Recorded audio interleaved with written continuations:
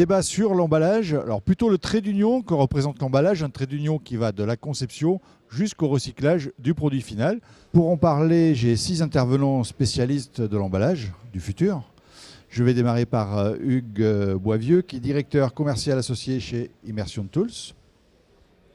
Ensuite, j'ai Benjamin Barbereau. Vous êtes président de la société Europlastique, qui fabrique des emballages, hein. On est bien d'accord. Ensuite, Caroline Revol, qui travaille chez Valorial. Laurent Mollin, responsable R&D chez Alto. Alto, c'est un fabricant de chips, hein, c'est bien cela? Oui, tout à fait. Marc Bretz. Voilà, un peu de publicité au passage. Vous avez bien raison. Arnaud Pellabo, bonjour, vous êtes responsable marketing performance commerciale chez Suez. Et enfin Thierry Varlet, vous êtes animateur du réseau Bresspac. Le réseau Bresspac qui associe tous les industriels de l'emballage en Bretagne. Et c'est ce qu'on va voir en fait. On va parler de quelque chose de projet collaboratif où vous travaillez en fait tous ensemble avec des métiers totalement différents. Et justement, avant de parler de cette collaboration, ce qui me paraît intéressant, c'est de parler des métiers de chacun. On va démarrer peut-être par Hugues Boisvieux. Vous êtes une start-up qui est spécialisée dans la réalité virtuelle. Déjà, en quoi l'agro intéresse la réalité virtuelle et notamment dans l'emballage? En fait, ce qui s'est passé, c'est que l'histoire avec Valorial, avec Bresspac et avec les différents partenaires qui sont présents autour de la table a démarré l'année dernière, dans le cadre du CFIA, puisque nous travaillons alors en collaboration avec une entreprise dont le cœur de métier est le génie climatique, qui s'appelle Cesbron, et pour qui nous avons développé un premier outil de réalité augmentée qui permettait de valoriser leur approche innovante dans le contexte de l'industrie du génie climatique, dans les process industriels.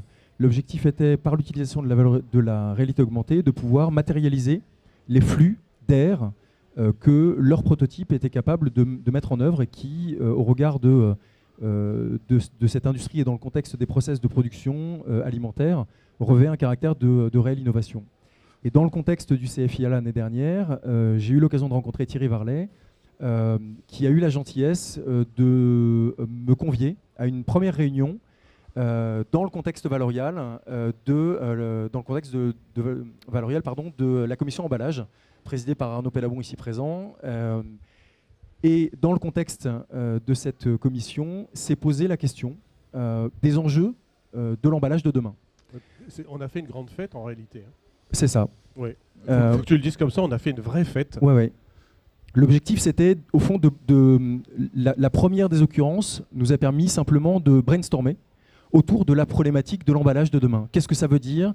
Quels en sont les tenants aboutissants? Quels en sont les enjeux? À quoi ça doit servir? Et comment est-ce que chacun peut imaginer trouver sa place dans ce contexte-là? Mais comment vous trouvez la vôtre justement? Alors justement, le principe des technologies que nous mettons en œuvre, c'est de pouvoir associer à quelque chose de physique, un emballage, des informations qui ne sont pas forcément présentes sur l'emballage et auxquelles on peut avoir accès au travers de l'utilisation d'un téléphone ou d'une tablette.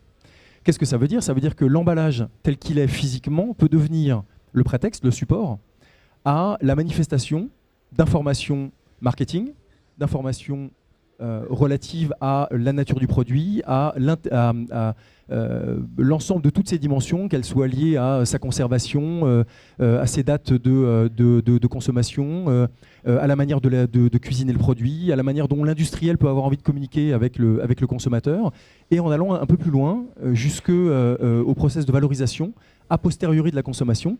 Une fois que le produit a été consommé, qu'est-ce qu'on fait de l'emballage? Est-ce qu'on est sûr qu'on a la bonne information pour être capable de valoriser correctement l'emballage dans le circuit de valorisation a posteriori, c'est-à-dire de recyclage?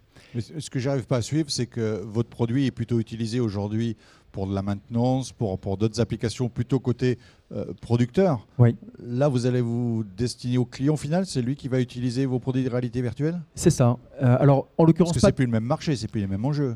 L'intérêt des technologies sur lesquelles on travaille aujourd'hui, c'est qu'au fond, elles n'ont pas vraiment de limite en termes d'application. L'objectif, c'est plutôt de se poser la question de l'usage. À quoi, au fond, tout ça peut servir? Et là, en l'occurrence, le point de départ, ça a été de se dire, si on veut que l'emballage de demain apporte autre chose que ce qu'il apporte aujourd'hui, qu'est-ce qu'il est susceptible de pouvoir apporter? Et une des réponses possibles à cette question, ça a été de dire, eh bien, l'emballage, il peut devenir contextuel et il peut apporter une information qui est relative à la personne qui va consommer le produit. Chaque personne a un profil de consommateur particulier. le produit, grâce à la réalité augmentée, grâce aux nouvelles technologies, peut venir apporter une information parfaitement contextualisée à un consommateur en fonction de qui il est, tout en se basant sur le même produit, le même pack générique qui lui ne change pas. C'est simplement grâce à l'utilisation et à la connexion entre le profil de l'utilisateur et le produit consommé qu'on va avoir une information qui va se contextualiser en temps réel. Donc votre start-up va maintenant s'élargir sur ce marché-là? Absolument. En fait, aujourd'hui, l'idée, c'est de mener en mode expérimental un travail avec un certain nombre d'industriels qui sont présents, notamment autour de cette table, pour essayer de se dire, voilà comment on peut imaginer mettre en œuvre ce genre d'usage. Est-ce que ça a un sens? Est-ce que l'industriel y trouve la valeur ajoutée qu'il peut en espérer? Est-ce que le consommateur peut espérer trouver la valeur ajoutée qu'a priori, nous, on a imaginé? Et tout ça, comment est-ce qu'on est capable de l'agglomérer dans un modèle industriel, un modèle économique, et derrière une redistribution de la valeur ajoutée qui soit aussi équitable que nécessaire et possible. Voilà, donc on a fait connaissance avec un des acteurs. On va passer à un deuxième acteur, Monsieur Barbero. Vous êtes le président de la société Europlastic. Donc vous, c'est plutôt le produit, l'emballage lui-même. Que demandent les clients aujourd'hui? Est-ce qu'ils demandent des formes nouvelles, des nouveaux matériaux? Quelle est la demande de la part du client déjà? Les demandes sont de cet ordre, forme ou matériaux. Matériaux pour être en conformité ou en avance par rapport aux réglementations en vigueur, hein, puisque la France ou l'Europe est très très forte pour pouvoir avancer sur les réglementations quant à l'aptitude au contact alimentaire des différents matériaux qu'on peut utiliser pour réaliser un emballage. Ça, c'est une première chose. Les formes aussi, pour pouvoir rendre plus de services aux consommateurs. Parce que l'emballage est là pour conserver un aliment, le proposer à la vente, mais aussi pour pouvoir l'utiliser de façon sereine et aussi pour pouvoir l'utiliser sur des lignes de fabrication d'industriels de l'agroalimentaire. Donc toutes les demandes au jour d'aujourd'hui sont autour de la forme pour de l'usage du consommateur, pour de la praticité et du rendement sur des lignes de conditionnement, et aussi quant aux matériaux. Quel est votre rôle d'entreprise? Vous innovez comment? Est-ce que vous innovez beaucoup? Est-ce que vous êtes force de proposition quelque part? Est-ce que c'est vous qui proposez au client ou c'est le client qui vient vous demander de faire de telle et telle forme? Quelles sont les tendances aujourd'hui? Les tendances vont être diverses et variées. Est-ce que votre métier évolue quelque part pour que vous preniez un peu d'ampleur vis-à-vis des clients? Le métier évolue vers une volonté d'utiliser le minimum de plastique pour arriver à un maximum de services. Et c'est aussi une de nos motivations, parce qu'on nous demande d'alléger aussi les emballages. Les emballages ont un poids, le poids est relatif aussi à une taxation.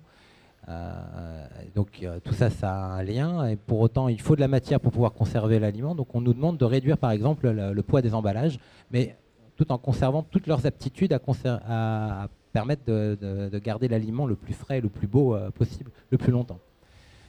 La tendance est plutôt dans ce sens-là. Après, la forme au jour d'aujourd'hui, elle est libre. Elle est libre, mais dans l'esprit, par contre, il y a des outils de conditionnement, des outils industriels existent, et eux, ils ne sont pas d'une flexibilité énorme, et ont besoin d'être amortis. Donc il faut pouvoir être aussi conforme à l'outil qui existe au jour d'aujourd'hui.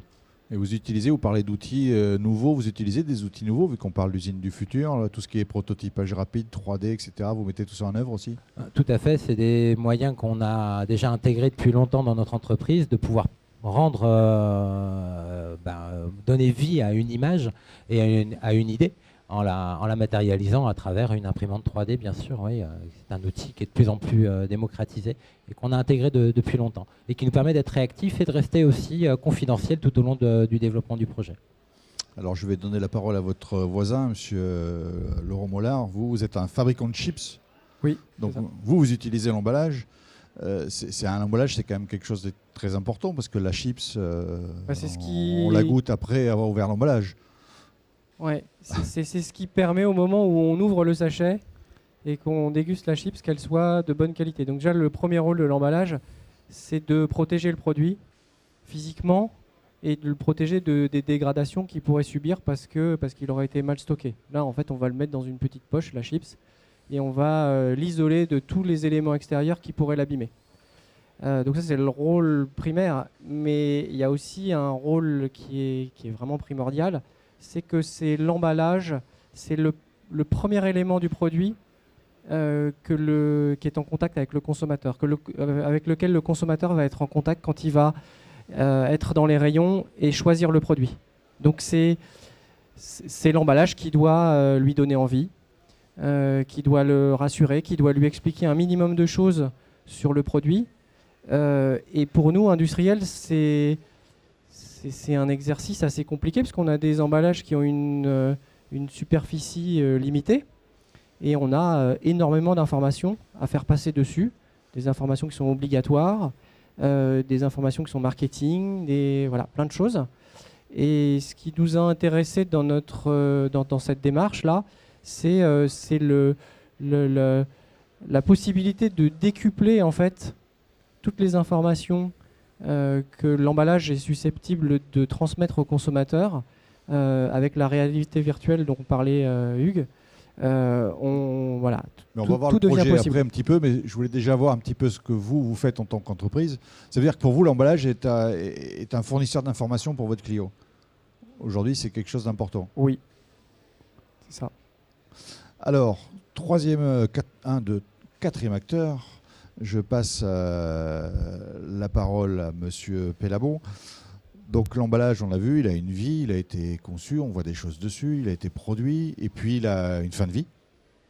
Oui. C'est chez vous que ça se passe, c'est le recyclage? C'est chez nous, entre autres, oui, que ça se passe. C'est d'abord chez vous, chez nous tous, chaque consommateur, qui va, à travers son geste de tri, adapté ou non, induire finalement la recyclabilité de l'emballage. Je me trompe de geste de tri, je vais faire qu'un emballage potentiellement recyclable va se retrouver avec des déchets ultimes. Donc nous en sommes tous d'abord les premiers acteurs et industriels aussi.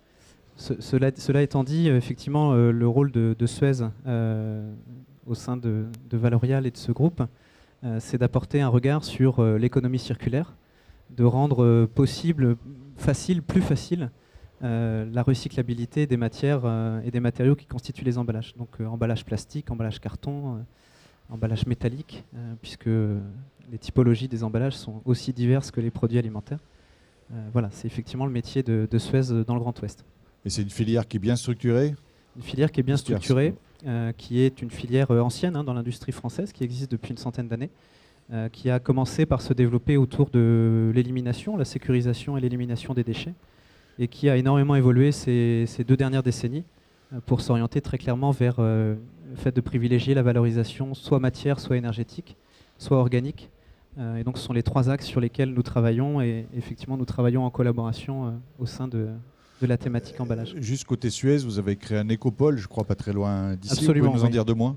Absolument, il est en train de voir le jour. Vous en êtes peut-être rendu compte en vous rendant sur le salon, sur les anciennes terres de PSA, puisqu'on s'inscrit dans le projet de réindustrialisation, en tout cas de transfert d'un certain nombre d'emplois et de reprise d'activité de PSA.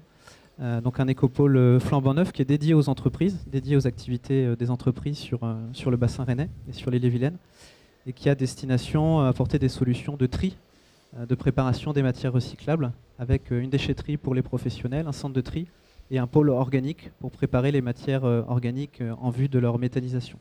Donc ce site sera inauguré le 25 mars prochain et démarrera son process industriel mi-avril, donc tout prochainement. D'accord, alors Thierry Verlet, avant de venir vers vous, je vais peut-être demander à Valorial son rôle dans cet ensemble. Caroline Revel, je me tourne vers vous. Donc, quelle est l'importance un peu d'un emballage? Jusqu'à maintenant, c'était un déchet. Aujourd'hui, ça devient quoi? Il faut le valoriser, cet emballage, c'est important? Alors, c'est justement tout ce que cherchent à comprendre les adhérents de Valorial qui interviennent sur l'emballage, puisque les groupes de travail qu'on peut animer et qui donnent lieu à des nouveaux projets d'innovation collaborative, ces industriels cherchent à comprendre ce que le consommateur, avant tout, cherche et qu'est-ce qui se cache derrière cette notion d'emballage, quelle valeur on donne à l'emballage. On a trop tendance à limiter l'emballage à un déchet. Comme l'a dit M. Barbero et Laurent Mollard, il y a des enjeux de protection du produit, il y a des enjeux de communication, mais il y a aussi plein d'autres choses qu'on ne perçoit pas forcément. Et il faut aller s'adresser aux consommateurs pour comprendre ses véritables motivations. Et nos projets d'innovation collaborative, qui associent des industriels et des chercheurs, ont vocation à comprendre ces attentes-là pour lever les verrous auxquels on fait face. Donc c'est un argument de vente. Exactement. Vis-à-vis de ses concurrents, oui, en fait, c'est l'argument. L'emballage est un élément de valeur essentiel. ajoutée très fort pour un produit, oui. Alors Thierry Verlet, vous êtes un peu l'expert de cette collaboration, parce que là on vient de voir 5 acteurs complémentaires. Vous, en 2 mots, déjà, quel est le réseau Bresspac? Expliquez-nous. Et puis ensuite, vous allez nous parler un peu de ce trait d'union qui va de la conception, le côté 3D, etc., de réalité augmentée, jusqu'aux déchets. Déjà, votre réseau, c'est quoi? Et ensuite, cette collaboration, comment se passe? Donc, le réseau Bresspac, c'est un réseau maintenant assez ancien, puisqu'il existe depuis plus de 15 ans. Il regroupe l'ensemble des acteurs de la filière emballage sur le territoire breton. Bretagne historique, dirons-nous, puisque nos amis de Laval sont toujours les bienvenus et les Nantais sont toujours dans la Bretagne. Donc on a beaucoup d'entreprises sur le territoire, plus de 300 entreprises qui ont comme cœur de métier l'emballage. On est bien conscient aussi que l'emballage n'est pas un produit, n'est pas une fin en soi, donc c'est celui qui emballe le produit alimentaire en Bretagne, surtout. Et on associe systématiquement les entreprises qui produisent des éléments à emballer, donc des produits alimentaires en l'occurrence, avec les professionnels de l'emballage. C'est pour ça qu'autour de la table, on a aussi les chips Pretz qui sont représentés. Mais fréquemment, on peut travailler avec les gens de Fleury-Michon qui ont failli être avec nous aujourd'hui et d'autres, parce que l'emballage, c'est toujours une histoire de relation, en fait. Et le métier de Bresspac, réseau des industriels de l'emballage en Bretagne, c'est un métier de créateur de liens. Moi, j'insiste là-dessus pour blaguer. Tout à l'heure, je disais, nous, on distribue de l'amour, mais on n'en est pas loin, en fait. On essaye de faire en sorte que l'ensemble des entreprises qui se retrouvent au sein de notre réseau puissent construire des histoires ensemble. Alors, ça peut être une histoire qui va être très courte. Ça peut être la création d'un bouchon pour un flacon de parfum, ou ça peut être de belles histoires qui démarrent en 2002, 2003 pour certaines et qui existent encore à ce jour. Benjamin Barbero pourrait être le témoin d'une histoire comme ça qui dure depuis près d'une dizaine d'années, où on conçoit des emballages à partir de déchets de l'industrie agroalimentaire transformés par des bactéries et qui vont ensuite nous donner des plastiques biodégradables. Et puis là, on est parti sur une nouvelle histoire d'amour. C'est celle de cette belle idée qui est née il y a 1 an maintenant, d'un emballage nouvelle génération, l'emballage 3.0, où on part sur ce que Hugues nous a présenté. Et nous, notre rôle dans ce genre d'histoire, comment on l'anime justement un réseau comme ça? Parce que c'est des personnes quand même assez différentes. Donc j'ai vu tout à l'heure, vous arriviez tous avec le sourire, vous avez dû avoir une réunion avant. Comment on arrive à animer tout ça? C'est du relationnel? Alors une des clés... c'est important, ces recettes-là. Il y a plusieurs clés. On pourrait penser que dans certains réseaux, une des clés, une des recettes, c'est de mettre du Gevrey Chambertin à table à chaque fois pour donner la possibilité aux gens de s'exprimer. Avec modération. Avec modération. Là, c'est pas le cas. On n'est pas un réseau de beuverie, en fait. Nous sommes un réseau plutôt d'anacolutes où on est en capacité de jouer avec les mots, de prendre du plaisir ensemble, de jouer sur les tournures de phrases, et ça, on sait le faire dans toutes nos réunions. Et puis, on a surtout une méthode d'animation, ça fait rire tout le monde autour de la table, qui est basée sur le cercle de créativité. Et pour ceux qui le pratiquent maintenant depuis le 30 septembre, je crois, donc ça fait un peu plus d'1 an, eh bien, on sait que dans nos réunions, on a une façon de travailler ensemble qui nous permet à chaque fois d'être dans la bonne humeur et puis dans la recherche du mieux par rapport au projet. C'est-à-dire qu'on n'est pas là seulement pour se marrer, mais on est là pour se marrer et toucher des résultats. Et ça a été l'objectif de tout ce qu'on a fait depuis plus d'1 an ensemble. Et je pense que tout le monde pourra en témoigner. Mais ce cercle de créativité nous permet vraiment d'aller à l'essentiel tout en étant dans la satisfaction et la capacité de faire ensemble. Et il existe des outils de co-création comme ça? Oui, il existe des outils de co-création. On a, sur une séance de créativité qu'on avait fait, on a utilisé les outils de type forum ouvert, de type World Café, de type jeu des chapeaux. Enfin, il y a plusieurs types de jeux aujourd'hui qui sont bien connus et que Bresspac a intégré dans ses méthodes d'animation. Et aujourd'hui, on sait le faire et on prend... je peux aussi laisser la parole à mes amis parce qu'on peut parler de plus en plus d'amitié. On va leur demander ensuite si, mais on fait ce genre de choses. Voilà. Mais quelle langue vous parlez? Il y a une langue, il y a une langue spécifique, parce que c'est vrai que c'est quand même des métiers assez différents, complémentaires certes, mais des fois on a du mal sur les langages à se comprendre. En fait, mes enfants me charrient souvent quand il m'arrive de partir à l'étranger. Je parle très mal l'anglais, mais je parle l'entreprise, le langage industriel. et à peu près tous les langages industriels, que ce soit celui du cartonnier, celui du plasturgiste. Je parle aussi le langage politique, quand il faut aller négocier des subventions ou chercher des aides publiques, il faut parler ce langage-là. Je parle le langage du monde de la recherche, parce qu'on a aussi autour de la table souvent des chercheurs, et qu'un chercheur, ça ne parle pas la même langue que nous. Enfin, voilà, ça fait partie de toutes les langues qu'il faut être capable de manier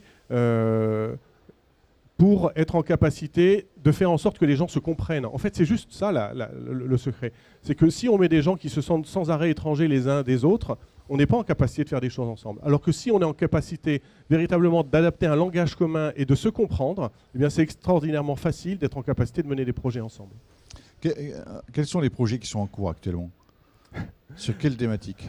Je laisserai mes amis parler de celui qui nous tient à cœur, mais ce matin, j'ai rapidement évoqué un projet sur la gestion des atmosphères modifiées et l'optimisation des conditions de conservation par les atmosphères modifiées. Arnaud, président de la commission emballage de Valorial, peut aussi nous citer peut-être un projet sur la valorisation, enfin, quelle valeur je peux donner à l'emballage. Peut-être un mot, Arnaud, là-dessus. Oui, si vous voulez, en fait, il y a un petit peu plus d'un an, quand on a initié ces nouvelles méthodos, et d'ailleurs, c'est aussi l'occasion de dire un peu ce qu'est Valorial et ce qu'est peut-être cette thématique emballage. Notre objectif a été de se dire finalement, une commission thématique au sein de Valorial, sur quoi est-ce qu'elle doit travailler. Et première réponse, c'était de se dire sur le futur de l'emballage. Essayer de réfléchir ensemble, industriels, à ce que l'emballage devait devenir demain. Aujourd'hui, et Laurent le rappelait très bien tout à l'heure, l'emballage c'est une fonction de préservation, de conservation et d'aide à la vente, de marketing finalement. Alors, surtout pas réduire ces fonctions, elles sont fondamentales. Mais notre première préoccupation, c'était de se dire qu'est-ce qu'on peut apporter de plus, de nouveau, et faire en sorte que cet emballage de l'industrie agroalimentaire, il vive aussi avec son temps. Et donc la réponse, elle a été déclinée en 3 thématiques, en 3 groupes de travail. Le premier autour de ce qu'on a appelé l'emballage 3.0, moderniser l'emballage pour en faire finalement un support à des usages différents. Pour nous, mais aussi pour les futures générations, qu'elles puissent retrouver autour d'un emballage alimentaire les usages qu'elles savent trouver dans un smartphone, une tablette ou dans l'environnement avec lequel elles sont habituées aujourd'hui à travailler. La deuxième thématique, ça a été de travailler autour de l'idée de l'innovation collaborative. Ça peut paraître être un gros mot, mais en fait c'est tout simple, c'est de se dire comment est-ce qu'ensemble industriels agro, fournisseurs de machines, fournisseurs de process, d'emballage, acteurs comme Suez sur le cycle de vie, comment est-ce qu'ensemble on peut innover et inventer des solutions technologiques nouvelles. Et puis le troisième axe, ça a été de travailler sur effectivement ce qu'on a appelé la valeur de l'emballage, c'est-à-dire comment un consommateur perçoit cette valeur. Alors on la perçoit très bien en euros et chacun sait le faire dans les linéaires du supermarché. Par contre, de savoir dire de quelle manière je contribue en tant que citoyen quand je fais ce fameux geste de tri dont on parlait tout à l'heure, de manière à préserver l'environnement, à contribuer aux générations futures, quelle valeur ça peut avoir.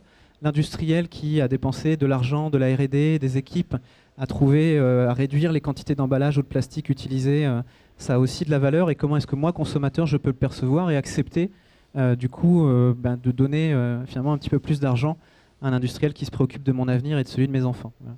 Donc ce sont ces 3 axes-là qui ont été nos axes de travail ensemble et qui font et la bonne humeur et on l'espère de bons résultats. En tout cas, c'est de l'open innovation.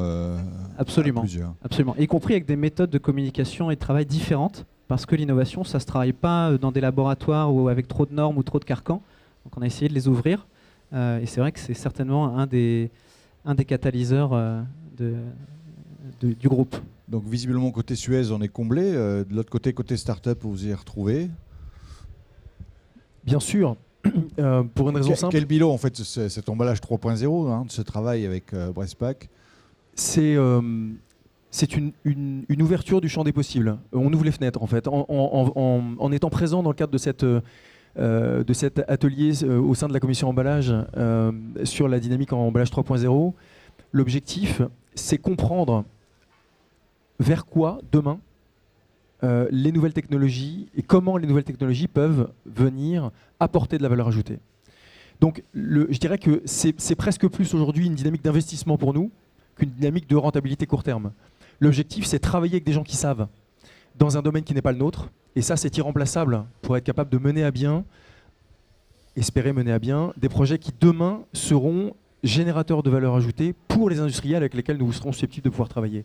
Mais dans un premier temps, c'est plus beaucoup d'écoute, beaucoup de partage, beaucoup d'échanges pour comprendre les problématiques des uns et des autres et voir dans quelle mesure ou pas, je dis bien ou pas, les solutions que nous sommes susceptibles de mettre en œuvre peuvent apporter de la valeur dans ce contexte-là, que ce soit dans la dynamique et dans le process industriel, dans le contexte de distribution, chez le particulier et au-delà dans le process de recyclage et de valorisation a posteriori.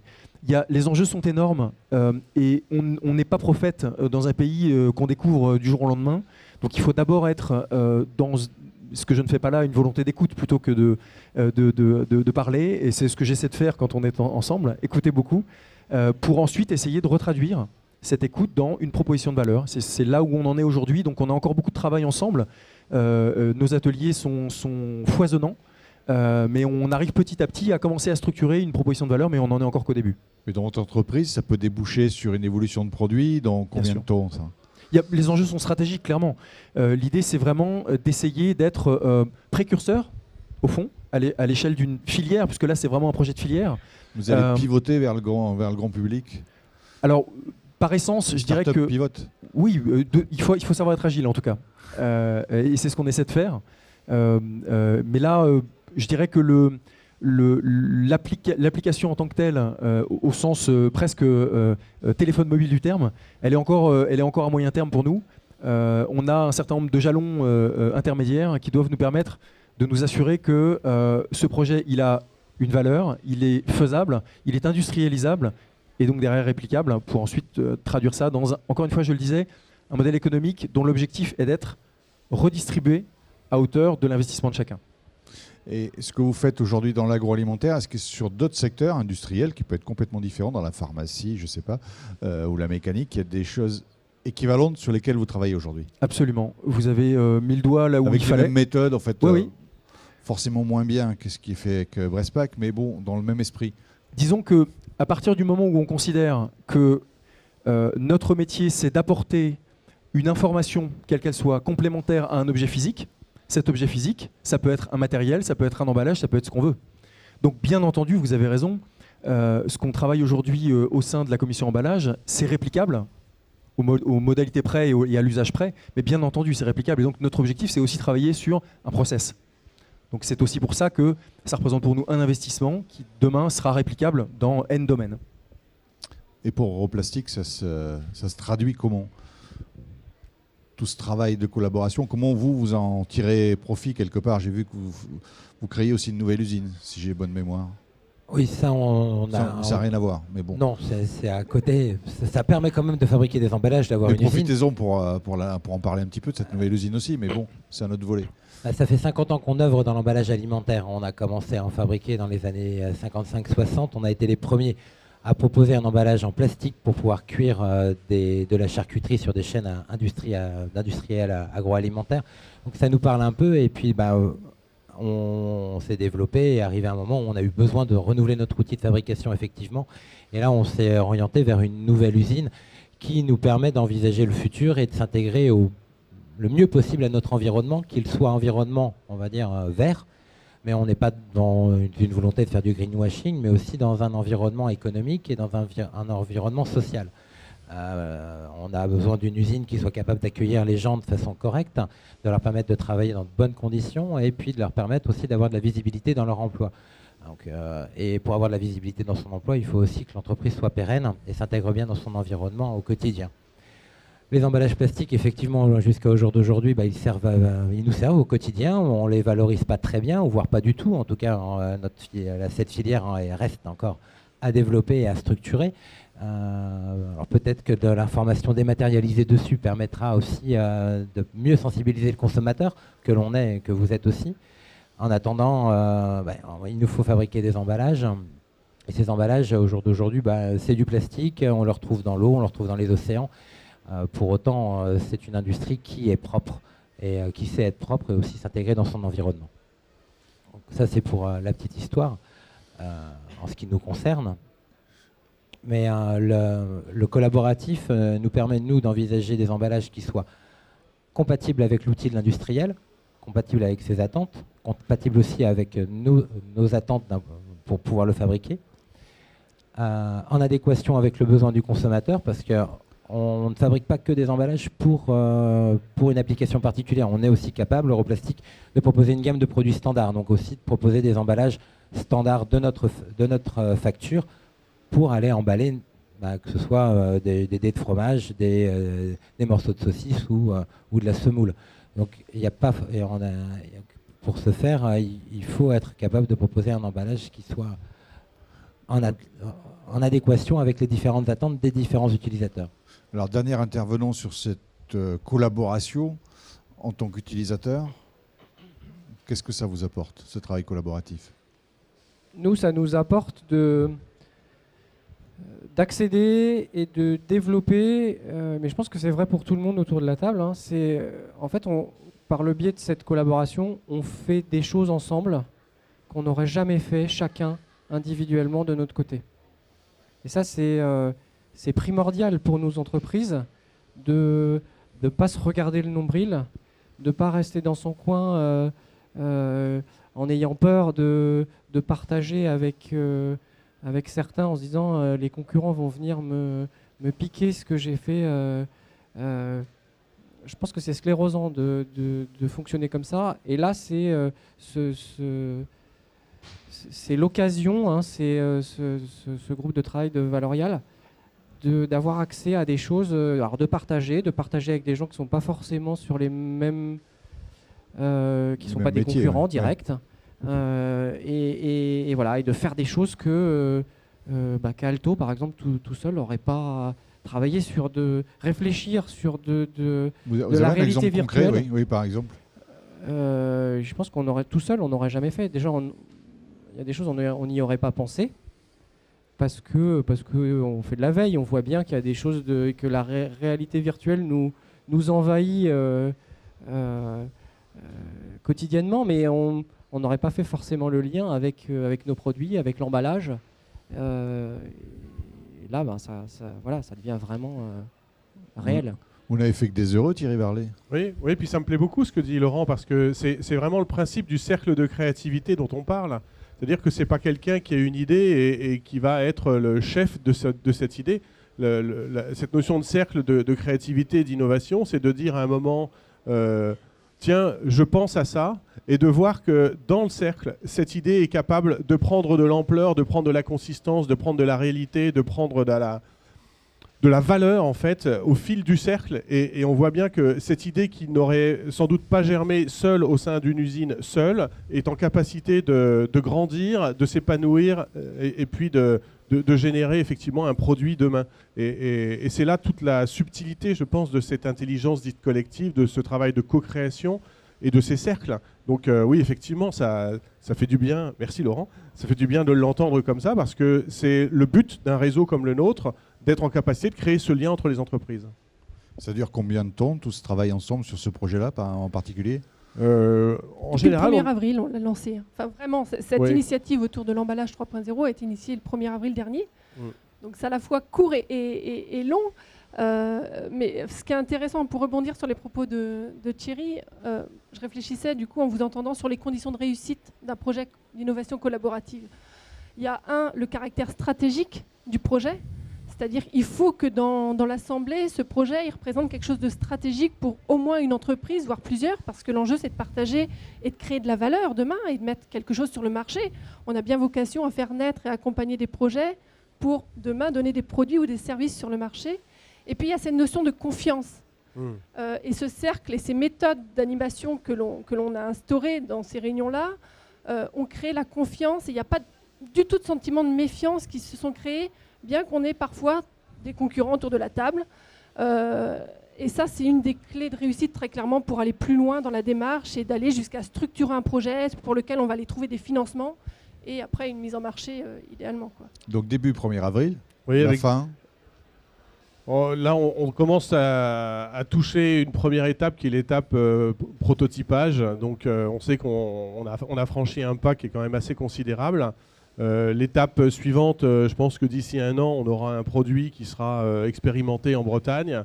Et puis, on fait ça avec des séances de travail relativement courtes, puisqu'on fait des séances de maximum 2 heures. Le but, c'est pas de passer des journées et des journées de réunion, mais c'est d'avoir de l'efficacité à chaque fois qu'on se retrouve. Alors, je vous dirais que maintenant, à chaque fois qu'on se retrouve, on profite aussi d'un moment de convivialité parce que ça ne peut pas se faire sans convivialité. Et vous l'avez senti quand on est arrivé, on baigne dans cette convivialité de manière systématique. Et comment on protège tout ce travail? Parce que j'ai entendu dire que bon, il ne fallait pas se scléroser, il ne fallait pas rester sur soi. Enfin, d'un autre côté, il y a des concurrents, il y a des protections peut-être sur des travaux que vous êtes en train de faire. Oui. Si on les protège, enfin, comment ça se passe? La célérité permet de se protéger. Au bout d'un moment, faut appeler un chat, il faut aller vite, il faut avancer. Voilà. Et c'est aussi tout l'intérêt de mettre des gens autour d'une table pour avancer ensemble. On avance plus vite ensemble que tout seul. C'est peut-être pas une protection entre vous, ça, mais par rapport à ceux qui ne participent pas à tout ce travail-là. Ouais. Aux gens extérieurs, vous n'avez pas besoin de vous protéger, ça vous donne de l'avance suffisante pour ne pas... Je pense qu'il faut rester sur ce principe et c'est souvent efficace. Oui, c'est l'avance qui va permettre et puis la collaboration. Il est sorti un projet, mais il y en a 40 qui ont été énoncés, donc il y en a encore 39 qui sont dans le panier et qui vont permettre d'avoir le coup suivant. Donc c'est un tout, et quand on est dans ce cercle vertueux, voilà. Après, oui, protéger, on peut protéger parce qu'on a envie de se faire plaisir, mais il n'y a pas de protection infaillible de toute façon, à part de continuer à vouloir avancer. C'est ce qui fait, je crois aussi, c'est un phénomène nouveau dans l'industrie et dans l'industrie alimentaire a fortiori, c'est que l'innovation a longtemps été considérée comme de l'innovation scientifique, technologique. Et en fait, évidemment, on a conservé ça et on conserve ça au sein de pôles comme Valorial, puisque la technique et les avancées scientifiques sont au cœur des projets. Mais c'est aussi de se dire que l'innovation, elle peut se faire autrement. Elle peut se faire par de la collaboration, elle peut se faire par le fait de faire rencontrer des startups d'outils technologiques innovants et avec des industriels de l'agro ou des industriels de la valorisation. Et ça en soi, c'est innovant. C'est innovant et c'est puissant et ça protège parce que ça fait que tout un pan de l'industrie locale, donc en l'occurrence bretonne, va en même temps inventer un nouveau procédé. Et dans ce cas-là, finalement, vous n'envisagez plus de la même manière la concurrence. Puisqu'un concurrent qui seul ou un industriel qui seul pourrait développer la même technologie n'aura pas le même rayon d'action. Voilà. Donc c'est aussi finalement de considérer l'innovation autrement que comme purement scientifique ou technologique.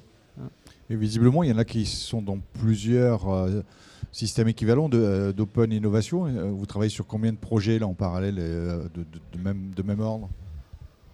Alors si je réponds au sein du groupe Suez, c'est plusieurs centaines. Mais bon, c'est pas l'objet de la discussion d'aujourd'hui. Au sein de Valorial, c'est 3 grands axes, 3 projets principaux, en tout cas au sein de la thématique emballage, mais qui se déclinent en un certain nombre de sous-groupes. Et puis des projets scientifiques. Thierry parlait tout à l'heure des technologies d'emballage sous atmosphère modifiée, qui sont des projets qui existent depuis longtemps, ou des PHA, des plastiques issus et recyclables, et avec Europlastique. Donc voilà, on va peut-être laisser Caroline Revon nous expliquer les 3 projets Valorial alors.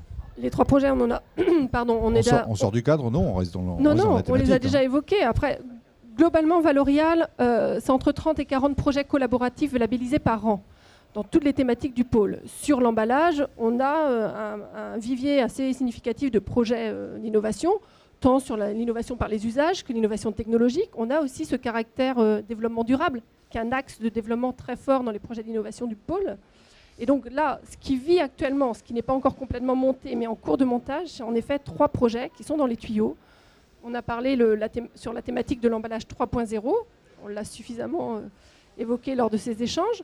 On a une autre thématique sur la valeur de l'emballage, où là, notre manière de faire est elle aussi innovante, puisqu'on a décidé de travailler avec le groupe d'industriels qui est autour de la table pour cette question de meilleure compréhension de la valeur de l'emballage, a décidé de solliciter un groupe d'étudiants pour faire une étude auprès des consommateurs. Donc nous aussi, dans notre manière d'animer, on cherche aussi à innover, à être dans l'innovation collaborative, comme le soulignait Arnaud à l'instant. Et puis le 3e sujet, qui est également dans les tuyaux, c'est comment créer une plateforme visant à favoriser l'innovation collaborative dans l'emballage. Comment mettre en réseau, faciliter la mise en réseau, le partage, l'identification de projets auprès des entreprises agroalimentaires, d'équipementiers, de fournisseurs d'emballage, etc. Et faire ce lien. Ça fait beaucoup de projets. Et de consommateurs aussi, puisque le but c'est bien évidemment de mettre le consommateur à la Demain, croisée il y aura de des ces chemins. consommateurs qui vont venir rejoindre. C'est l'objectif sur les projets dont on a parlé, dont Caroline parlait. À chaque fois, on se dit comment est-ce qu'on peut associer, pourquoi pas des groupes de consommateurs aujourd'hui, par exemple des seniors, pour réfléchir sur l'utilisation par les seniors, des groupes de consommateurs plutôt jeunes, et en faisant appel à des jeunes, d'aller chercher des très jeunes pour que ces générations-là soient associées le plus tôt possible. Et puis après, il y a ces gens qui sont moins disponibles parce qu'ils sont extrêmement débordés, étant donné qu'ils sont très actifs, mais on peut aussi les toucher sur des groupes de travail ou des groupes collaboratifs via Internet pour essayer d'avoir de l'information aussi par ce biais-là. Donc c'est vraiment d'être dans cette intelligence collective, et aujourd'hui les outils comme développés par Hugues sont des outils extrêmement intéressants pour nous. Et je reviendrai d'un mot sur cette notion de protection. Effectivement, Benjamin l'a dit, il faut aller vite. Mais on est aussi en capacité de créer des consortiums avec Benjamin sur le projet de la production de plastique par des bactéries. On a très tôt, et je crois qu'on a été le premier consortium créé en Bretagne sur une dynamique industrielle de ce type, on a créé un consortium entre entreprises et laboratoires de recherche animé par Brespac, de façon à être en capacité de dire les travaux qui sont faits maintenant sont quelque part un peu bordés et protégés. Et on va avancer, bordés et protégés, et on verra de quelle manière tout ça nous permettra un jour d'être sur une mise sur le marché.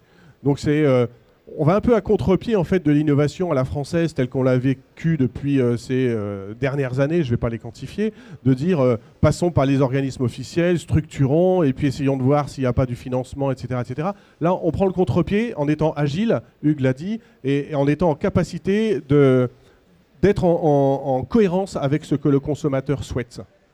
Et en ne disant pas le consommateur souhaite parce que le distributeur dit que le consommateur souhaite. Mais c'est vraiment de savoir ce que le consommateur souhaite en contactant le consommateur. Parce qu'on ne veut pas de ce miroir ou de cette interprétation traduite par le distributeur qui est souvent fausse parce que c'est du coup le distributeur qui dit ce qu'il souhaite lui. Et trop de marketing. Trop de marketing tue le marketing. Le marketing. Ok, écoutez, je vous remercie. Est-ce que déjà, juste en tour de table rapidement, cet emballage de demain, il va être comment? Alors justement, il va changer. Ça sera une fonction protectrice, ça sera de la réalité augmentée, c'est plus une boîte à sucre. Comment il va être cet emballage demain? Comment il va évoluer? Hugues. Interopérable.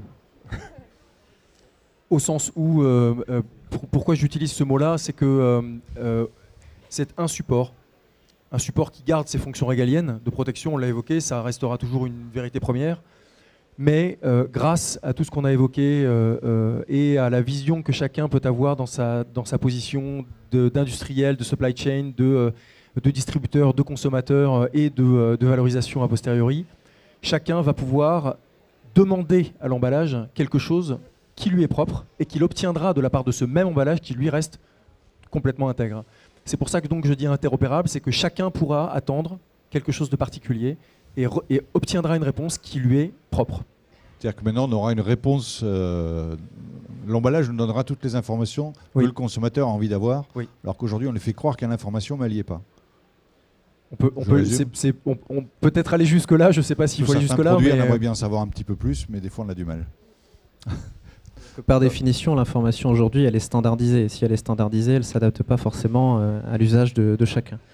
L'idée, c'est que demain, en fonction de mon âge, de mon profil, de mes préférences, de mes allergies, des envies de mes amis quand je les reçois à un dîner, les informations de mon emballage vont s'adapter à mon envie et à mon besoin.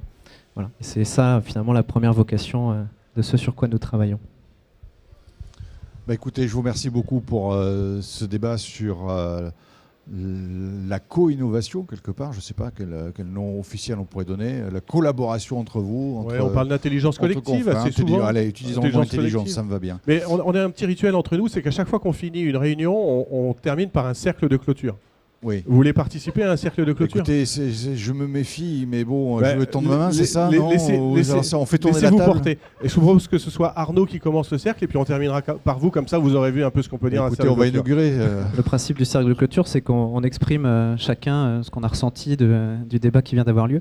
Moi, c'est une grande satisfaction parce que d'être à la télé sur le projet dont on parle là, il faut dire que si on nous avait dit ça il y a un an, je pense qu'on aurait tous été très contents.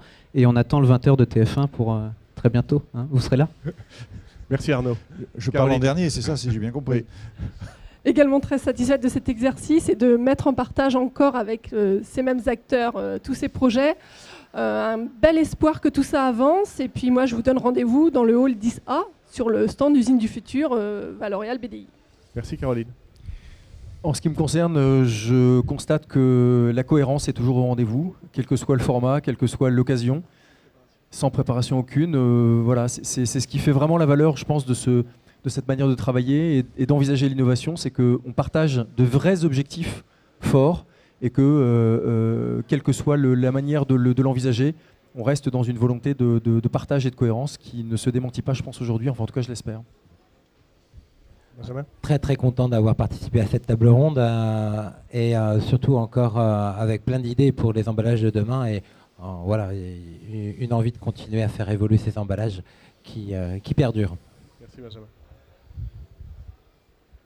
C'est difficile de parler après vous tous. Je pense que tout a été dit. Moi, j'y crois vraiment. Hein, j'incite les autres industriels, pas forcément à venir dans notre groupe, mais à participer à des groupes comme ça. Je l'ai dit tout à l'heure, je le répète, ça permet vraiment d'accéder, de faire des choses que tout seul dans son coin on n'aurait pas fait. Ça, c'est vraiment c'est bénéfique pour les entreprises.